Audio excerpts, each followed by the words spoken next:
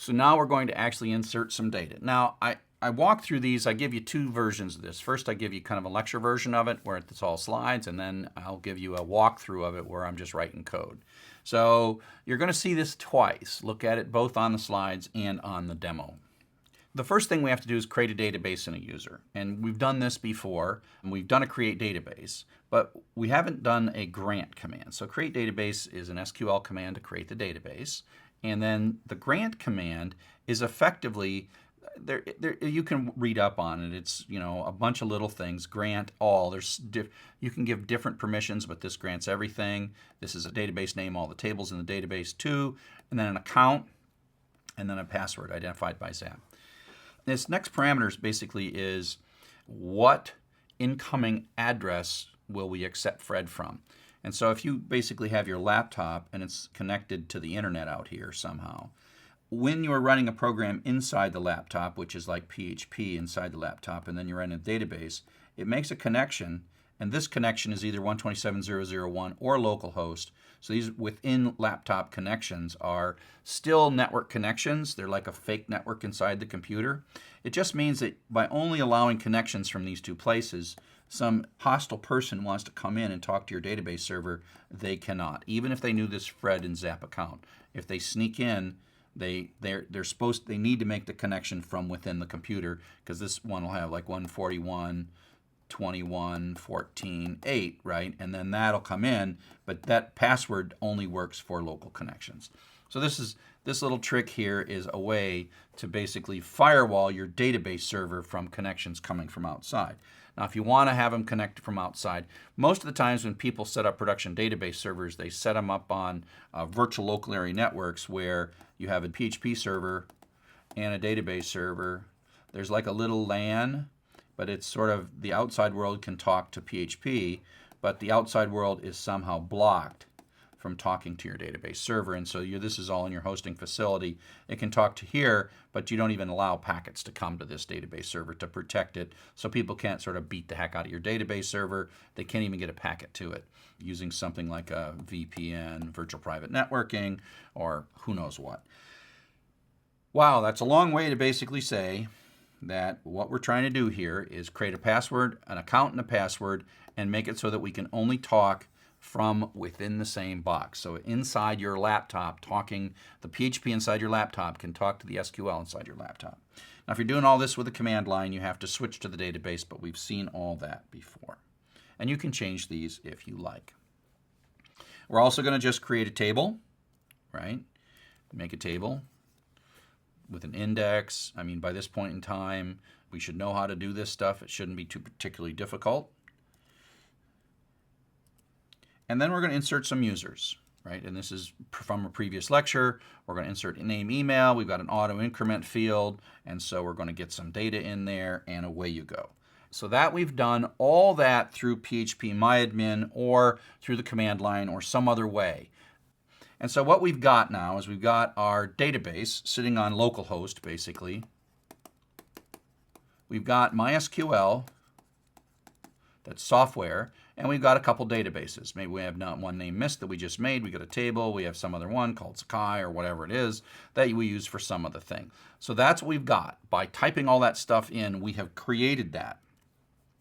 Now what we need to do is make it so that we can send SQL commands from PHP to this database. So we have to establish an SQL connection. We call it a database connection. And again, this is like a fake little internet. Even though it's inside of your computer, it's going to localhost or 127.0.0.1, and it's literally sending SQL commands with a little tiny special protocol and then getting back data using that same protocol. And so what we need to do inside PHP, when we come down inside our code and we want to make this connection, we have to know the ID and the password and the database, and we also have to know which port this is running on. And so all servers, network servers, have ports that they run on so that one computer can have a mail server, a web server, a secure web server, a database server. So we have to pick the port that it's going to go on. And there's generally two ports that we run, and 3306 is the default port for MySQL on most systems. If you're on a Macintosh, you say this 8889 because this is how MAMP sets it up.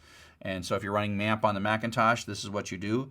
And if you're running Windows or Linux or XAMPP or something, just change this to 3306. This will be a pain in the neck to get right. Once you got it right, away you go. And so this is basically saying we're going to connect to a MySQL server. We're going to connect to localhost, which is within the same computer. And we're going to connect to port 808089. We're going to go to the database MISC. And we are going to present an ID and a password as part of this connection because there is a security that stops people from coming in here. And so this is like logging into a computer. Your PHP is logging into the database. And so once this is done, you get back, it's an object, you get back an object. And we're going to store that in a variable called $PDO. I could name this $X if I want, but I just always name it PDO. It's just a mnemonic, but it doesn't have to be named PDO. And I can have more than one connection, and I would have different variables, different objects, different instances for each one of those things. See why I taught you about objects before? Because now I can just use the word object. And if you don't know what object is, go to the previous lecture and learn about objects. So you get this connection. And so what the connection is a piece of data here that is effectively your porthole that you can see the database through this variable. If you have got the wrong password, if you get this wrong or this wrong, this blows up with a traceback. Blows up with a traceback. So if it works, you've got a connection and it's in the variable PDO. And if it doesn't work, then you don't have a connection. And your code's blown up and probably everything else you're going to do is not going to work. So like I said, making this work is probably the hardest thing that you're going to have to do. And then 2 minutes after you make it work, you'll just use it over and over and you'll stop thinking about it. So it's get some help if you get trouble with your database connection. So let's take a look at some PHP code that's going to take a look at this, right? So here's a PHP script. It's got an echo statement in it. I'm using a pre-tag so that everything looks pretty and doesn't get wrapped. I say, hey, let's make a PDO connection to the database with Fred and Zap, yada, yada. If this works, I get PDO. Otherwise, this will trace back, blow up. And then I'm going to basically send a query. And so you say it's PDO, an arrow means go find the method query within the PDO object, and select star from users. That's just a string. That's like you typed it on the keyboard. Select space star space from users. We are literally sending strings of SQL to the database server. Okay? And then we get back this thing called the statement, and then we can loop through whatever records were selected by doing this while statement. While row equals statement fetch PDO fetch associate print row until this becomes false, and then it pops out. And in this case, because they put 2 records in, this print R runs twice. And it just shows you the data, and it shows it to you in a key value array. That's what the fetch associate that says, give me back the rows in associative array. You don't want the other one. The other one is like, it gives you back an order, and you have to remember that the first one is user ID and the second one is name. No, you don't want that. So you can look this up by user ID. And I'm just doing a print R, so this loop runs twice, and out comes the stuff. And it gives me an array for each of the rows in the database. And so it's the way we can see in PHP. Super simple code. Understand every single line of this. Don't try to do fancy stuff until you know what's going on here. Okay, now, we don't usually want to just print with print R. We want to do something that sort of makes sense. And so we're going to make a database connection. We're going to do a select name, email, and password from users. And we're going to then print out a table tag. So the table tag will come out. Then we're going to loop through the rows. And we're going to print out a table TD. That's this little bit right here. Then we're going to print the name out. And then we're going to print out /TD. We're just printing out HTML now, right? And then at the end of it, we print out /tr, right? And then we go do it again, and we get a second row, and then we print out /table at the end.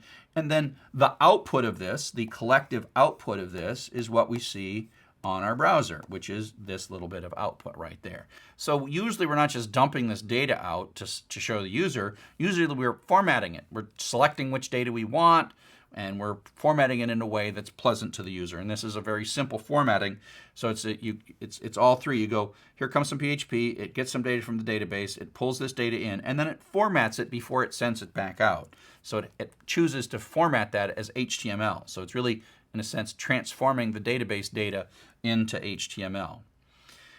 Now, you saw that at the beginning of each of these files, the first thing I did was make a database connection. And in each of those files, I have the host name, I have the database name, I have the account and the ID. And so you don't want to put that in too many files. And so we just put it in a separate file and include it all over the place. And so this is that pattern. So if you look at this one, we just put the database connection in, that one file. PDO.php, this is exactly that same line. It leaves it in $PDO. And we're going to set error mode, and we'll talk a little bit about this a bit later. There are different error modes for PDO, and it depends on whether you're in production or not. And so we're telling this to be very talkative when things blow up, because it's really important to be talkative when you're getting started. Otherwise, you'll see these blank screens, and it's like, what did I do wrong? It's just a blank screen. And then you realize, oh, I didn't turn on error mode. It's kind of like when you have PHP and you don't turn error modes on, and you got syntax errors and you don't see them. So I'm going to basically suggest that while you're developing, especially in this class, you set error mode to be loudest, blow up, die, don't continue. Okay. Out of this residual, we get $PDO. So we require that, require once. It's a good reason to use require once. And then we just run the code. And we got this PDO that came out of there. The naming convention of $PDO and the name of this file being PDO is just convention. It doesn't have to be that. The only thing that has to be this is this, because that's the name of the PDO class. Capital PDO is the name of the PDO class that we're going to instantiate. That's given to us by PHP. But after that, every other name and variable that I've chosen is something that I've chosen. Okay, so now we're going to talk about how you don't just select from a PHP app, but we're going to actually insert data in a PHP app.